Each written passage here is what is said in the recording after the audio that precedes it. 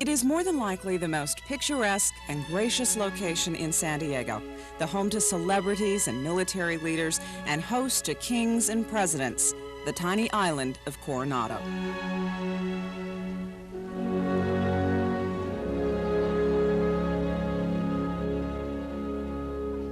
They've made movies here more than once, entertained world leaders, and built a reputation that has made Coronado one of the most notable destinations on the West Coast.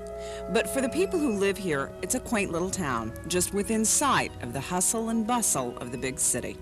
It has a charm that you just can't find anyplace else. Oh, I like the small town atmosphere, and I love the weather, I love the views. It's just a nice place to live. If the island ever lost any of its charm, it might be when the bridge was built, connecting the little town directly with the freeway and putting the ferry out of business. That, fortunately, was temporary, with the ferry just recently restored to service. For once, something that was lost wasn't forgotten, and the landing going up at the dock could mean another boom for Coronado.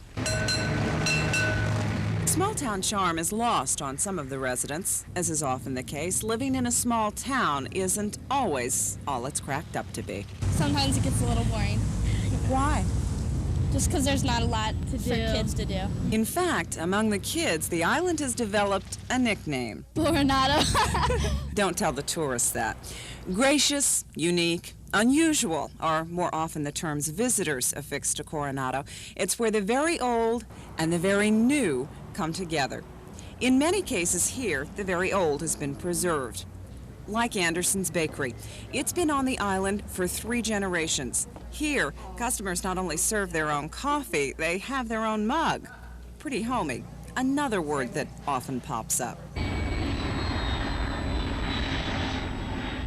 The Navy calls it home. Many others would like to, but true natives are few and far between. They're called islanders, and they're pretty proud of their history.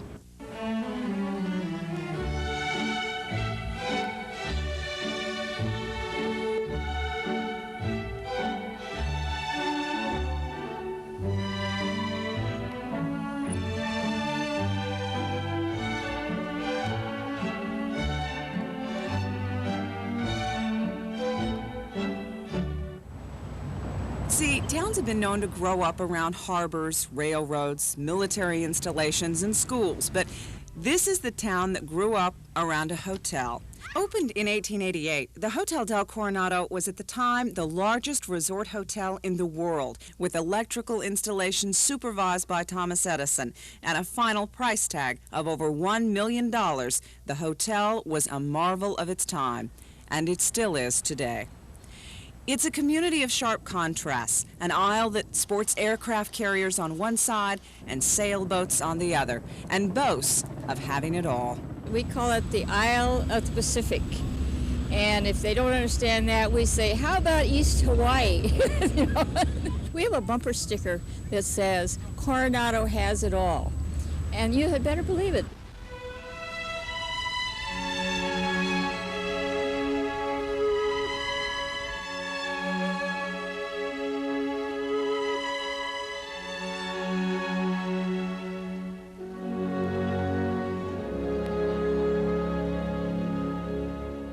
It is one of the few real neighborhoods visitors to San Diego pass through. So in a way, Coronado represents us all.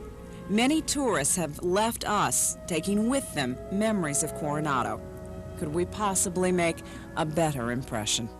It's just a total garden spot. There's nothing you could want that isn't here.